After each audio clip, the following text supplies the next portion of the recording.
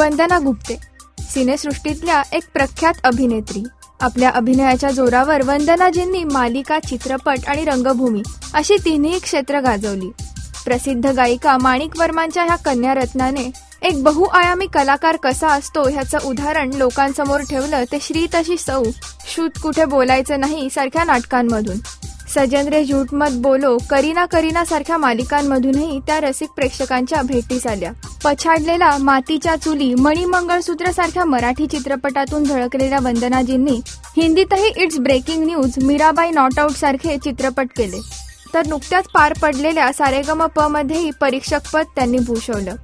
अशी ही उत्कृष्ट अभिनेत्री आता परत आपल्या भेटीस येणार आहे, ती अमोल पालेकरांच्या वी आर ऑन, होऊन जाऊ द्या ह्या चित्रपटातून.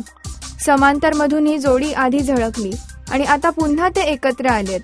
वंदनाजी आपल्या उत्तम अभिनयाने ह्यावेळीही लोकांचं मन जिंकतील हे नक्की.